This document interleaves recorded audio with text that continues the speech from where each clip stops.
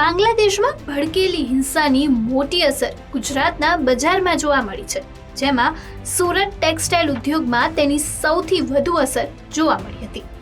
Textile city તરીકે ઓળખાતા સુરતમાં વાર્ષિક 500 કરોડનો વેપાર થાય છે, જ્યારે હિંસા થતા અનેક વેપારીઓના કરોડો રૂપિયા તેમાં ફસાયા છે અને માલ પણ ફસાયો છે.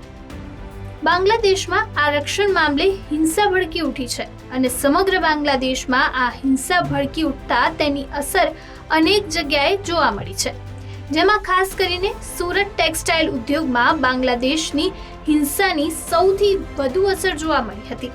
સુરતમાંથી બાંગ્લાદેશમાં કાપડ એક્સપોર્ટ થાય છે, જેમાં RDF કાપડ, dying printing fabric, stitch garment મોટા પ્રમાણમાં એક્સપોર્ટ કરવામાં આવે છે. વાર્ષિક જોવા જઈએ તો સુરત ટેક્સટાઇલ માર્કેટનો 500 કરોડનો વેપાર થાય છે, જે વિશ્વમાં ત્રીજા નંબરે આવતો વેપાર છે. બાંગ્લાદેશ બંગાળની નજીક હોવાથી દુર્ગા પૂજા માટે મોટા પાયે વેપાર થાય છે, પરંતુ આ વખતે ફાટી નીકળેલી હિંસાની સીધી અસર દુર્ગા પૂજામાં પણ જોવા મળશે. એટલું જ નહીં, અત્યાર સુધી અનેક કાપડ વેપારીઓએ બાંગ્લાદેશમાં કાપડ આપીને વેપાર કર્યો છે.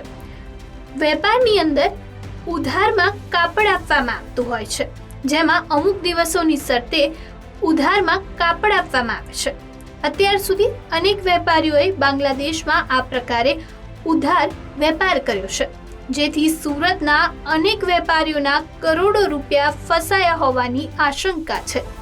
હાલમાં બાંગ્લાદેશમાં જે પ્રકારે હિંસા ભડકી ઉઠી છે, તેને લઈને સુરત ટેક્સટાઇલ માર્કેટના વેપારીઓ ખૂબ જ ચિંતિત જોવા મળી રહ્યા છે, કારણ કે જ્યાં સુધી બાંગ્લાદેશનો મામલો શાંત નહીં પડે ત્યાં સુધી વેપાર ધંધા ખોરવાઈ જશે, તેમજ ઉધાર આપેલી રકમનું પણ કોઈ ઠેકાણું રહેશે નહીં. આમ તત્કાલીન હિંસા પૂર્ણ થાય અને શાંતિપૂર્ણ માહોલ વચ્ચે ફરીથી વેપાર ધંધા યથાવત થાય તે પ્રકારની વેપારીઓએ આશા વ્યક્ત કરી હતી. ભારતના પડોશી દેશ બાંગ્લાદેશમાં હિંસાની આગ એટલી ભડકી છે કે ત્યાંના વડાપ્રધાને રાજીનામું આપીને દેશમાંથી પલાયન કરવું પડ્યું. હિંસાગ્રસ્ત બાંગ્લાદેશ સાથે ભારત મોટા પાયે વેપાર કરે છે. બંને દેશો વચ્ચે ઘણી આવશ્યક ચીજવસ્તુની આયાત નિકાસ થાય છે. આ હિંસાના કારણે ભારત સાથેના વેપાર પર તેની સીધી અસર થવાની સંભાવના છે. ચાલો જાણીએ કે ભારતથી બાંગ્લાદેશ મોકલવામાં આવેલી મુખ્ય ચીજવસ્તુઓ કઈ છે.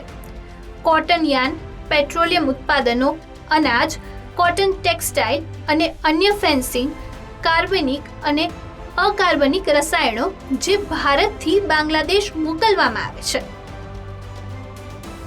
બાંગ્લાદેશ ભારતનો ટોચનો ટ્રેડિંગ પાર્ટનર છે. બાંગ્લાદેશનો બીજા ક્રમનો સૌથી મોટો નિકાસકાર દેશ ભારત છે. નાણાકીય વર્ષ 2023-24માં બંને દેશો વચ્ચે કુલ $14.22 અબજ વેપાર થયો હતો. ભારત અને બાંગ્લાદેશ વચ્ચે વેપારી સંબંધો વધુ મજબૂત બન્યા છે. બંને દેશોએ વેપારની બાબતમાં હવે ભારતીય રૂપિયામાં ટ્રેડિંગ શરૂ કરીને એક મહત્વપૂર્ણ પગલું ભર્યું છે. બાંગ્લાદેશના ભૂતપૂર્વ વડાપ્રધાન શેખ હસીનાએ 22 જૂને વડાપ્રધાન નરેન્દ્ર મોદી સાથે મુલાકાત કરી હતી. આ સમયગાળા દરમિયાન ઘણા કરારો પર હસ્તાક્ષર પણ કરવામાં આવ્યા હતા, જેમાં બંને દેશ વચ્ચે ભારતીય રૂપિયામાં વેપાર પણ શામિલ હતો.